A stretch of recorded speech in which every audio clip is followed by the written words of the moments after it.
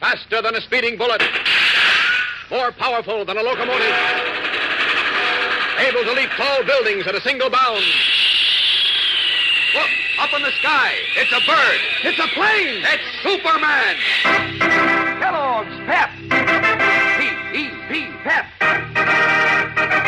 Kellogg's Pep, the Sunshine Cereal, presents The Adventures of Superman.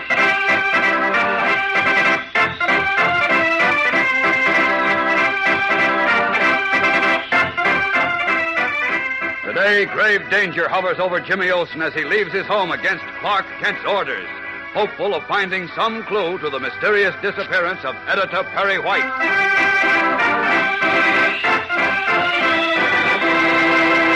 Hello there, gang. This is your pal Dan McCullough. Say, don't look now, but are you missing something? Something slick in the breakfast line called a peach roundup? Well, if you are, it's high time you joined the stampede for this week's Pep Dish of the Week. Yes, sir, it's peach roundup for you. Now, let me show you the ropes. You lay half a chilled peach in your breakfast dish, cover it with your regular serving of Kellogg's Pep, the Sunshine Cereal, and top with the other peach half, round side up. Say, will you be riding high when you tie up with this swell Peach and Pep team? Of course, it's Kellogg's Pep that makes this super dish what it is. Pep is crisp. Pep is tender. Why, those toasty flakes are so golden tasting, so all-out smacking, whacking good that, well, before you can say, yippee, you've made away with every last flake in your bowl. Sure. And just see if Pep doesn't make breakfast time, roundup time for the rest of your family, too. See if they don't polish off their dishes of Pep clean as a whistle. That's the hep thing to do, you know. Nobody wants to waste cereal, especially nowadays when the cereal grains are being sent to fellows and girls overseas. So remember, gang, eat all your Pep. Don't waste it. And now, the adventures of Superman.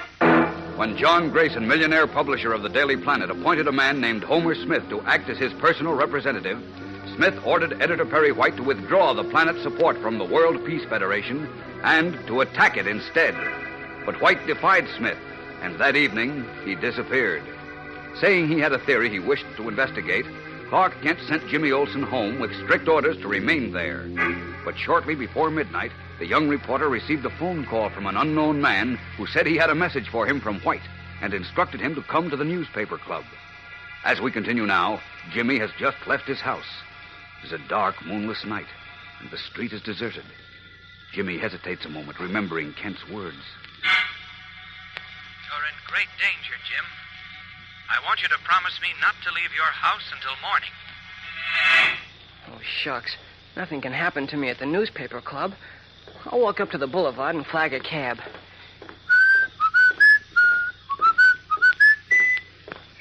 Hey, wait 1 minute, kid. Huh? Who said that? Me. I said. Don't move. Stay where you are. Terrified, his legs suddenly like rubber, Jimmy stands rooted to the sidewalk, unable to move, as a huge, burly figure steps swiftly from the bushes and looms upon him. The young reporter tries to shout, but his tongue cleaves to the roof of his mouth. Then he recognizes Boris Harchenko, the brawny foreman in the Daily Planet printing room. Boris. Yeah, he's Boris. Oh, boy, did you give me a scare. I thought... Never mind, you thought. Why you do go out of house when Mr. Kent say you stay inside? Oh, did Mr. Kent send you to watch me? Yeah. He say, Boris, I think Jim may be in danger. You go see he don't leave house tonight. Also see nobody go in Jim house tonight. Well, I've got to go to the newspaper club. You can come along if you want to. No, you don't go no place. Oh. Mr. Kent, he say, you stay in your house. By golly, you stay in house. Now, look, Boris. Come, Boris, take you inside. No, wait, will you listen? There's somebody waiting for me at the newspaper club. He knows about Mr. White. What about Mr. White? Well, you know he disappeared, don't you? Yeah, Boris know. He's very sad. Okay, so I got a phone call just now, and this man, whoever he is, said he's got a message for me from Mr. White. Hey, what kind message? I don't know. Now, look, Boris, if you're coming along, let go of my arm. I've got to get over to the club, and fast. No, Jim. You don't go there. Why? This business smell very bad to Boris. It smell like phony trick. I think it's on the level, Boris. You see, I thought it was a trick, too, until he told me to meet him at the newspaper club. But only big-shot reporters and editors and correspondents and people like that belong to the club. So nothing can happen to me there. Now, come on, come with me. We've got to hurry.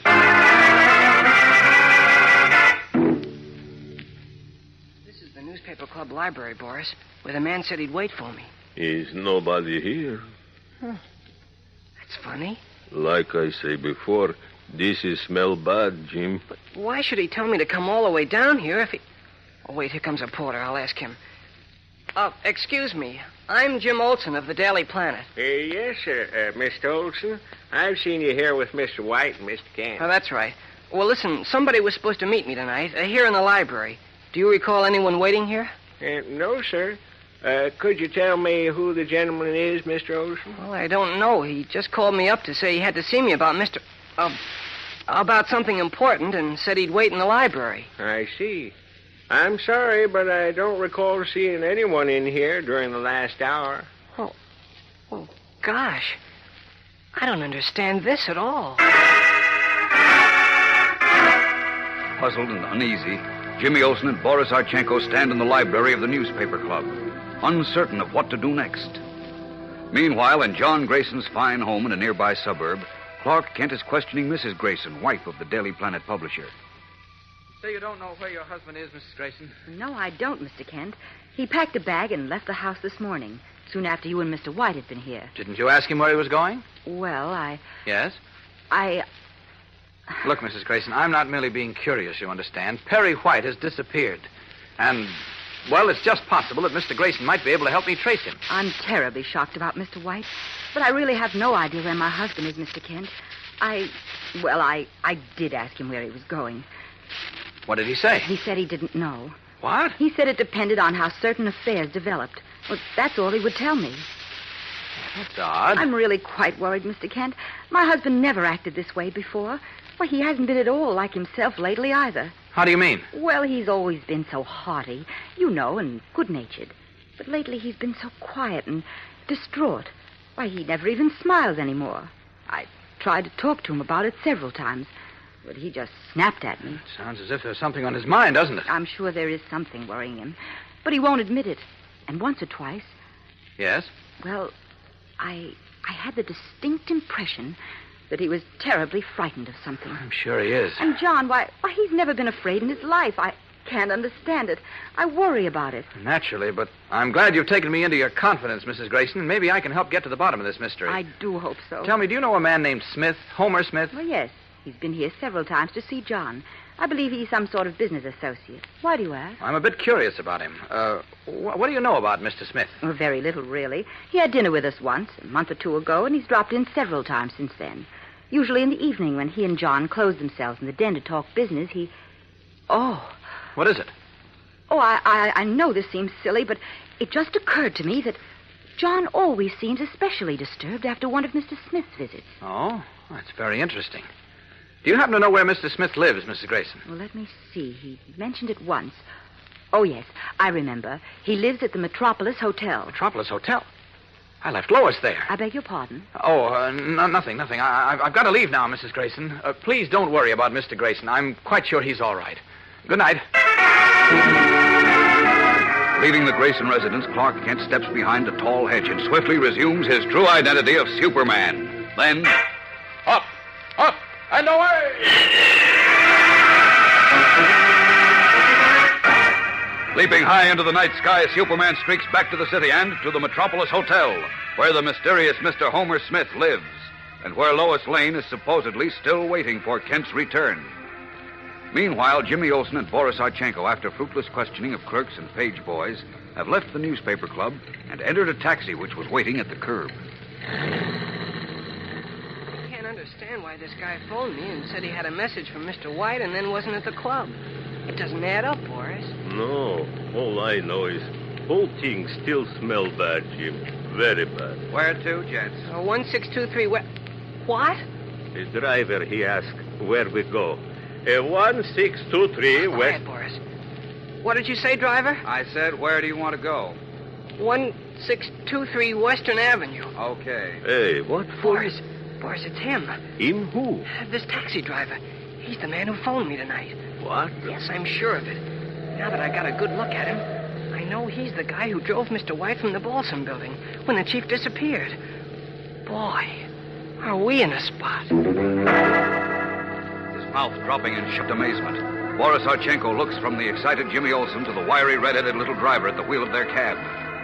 We'll return in a moment for the tense climax of today's episode. So stand by. Say, if you're hep to Kellogg's Pep, most likely you're hep to eating a slick breakfast. And you're one of those up-and-at-'em fellows or girls who tear off for fun every vacation day, all set for big doings. Because Pep sure does give your morning appetite the old 1-2. Makes you want to eat plenty. Maybe it's that sunshine flavor, a keen sort of flavor that you can really latch on to. So good it practically begs to be eaten. Maybe it's the tender crispness of Kellogg's Pep, a delicate, crunchy crispness that, well, you practically can't resist. Or maybe it's the way Pep looks in your dish, all light and cool and inviting. But probably it's flavor and crispness and looks that make Pep so terrific. Why, you find each flake of Pep has you wanting more of the same so that, well, when you pitch in, you keep right on, and before you know it, you've cleaned up every last flake in your bowl. And that's the right idea, especially nowadays, because the cereal grains are being sent to give that good grain nourishment to fellows and girls overseas. So get hep to Pep, gang. Just remember, eat all your Pep. Don't waste it. After boarding a taxicab which was standing in front of the newspaper club, Jimmy Olsen gasped, then said excitedly to Boris Archenko, the Daily Planet printing room foreman, Boris, the guy who's driving this cab is the one who phoned me tonight. What? Yes, I'm sure of it. What's more, he's the one who drove Mr. White from the Balsam building when the chief disappeared. You sure, Jim? I'm positive. He's the same little red-headed guy. Uh-huh. What'll we do, Boris? You no worry, Jim. I fix him good. Well, say, what's he turning into this alley for? Leave him to me, Jim. I take care of this fella. "You're not taking care of anybody, big boy." Look out, Boris. He's got a gun. Yes, and it's loaded. So you did remember me as the driver of Mr. White's cab, eh, Olsen? Huh? Well, what do you mean? I heard you just now. That's why I got you down to the newspaper club tonight, so I could pick you up in my cab and find out if you could identify me. Now, wait a minute. Well, you recognized me all right, and that makes it too bad for you, Olsen, and for your big friend here. Step out of the car, please. This is the end of the line for you. Trapped in the back of the taxi, Jimmy Olsen and Boris Archenko gaze into a gun muzzle, leveled at them by the red-haired driver. And although they're scarcely 1 block from a busy street, in this deserted alley, the block might as well be a mile. There's no one to see or to hear what is going on. What will happen? What is behind this mysterious menace, which has thrown a millionaire publisher into deadly fear, has caused the disappearance of editor Perry White, and now threatens the lives of Jimmy Olsen and Boris Archenko? Tomorrow's episode is a thriller, gang, so don't miss it. Tune in, same time, same station. And remember, for breakfast, it's Kellogg's Pep. For excitement, the adventures of Superman.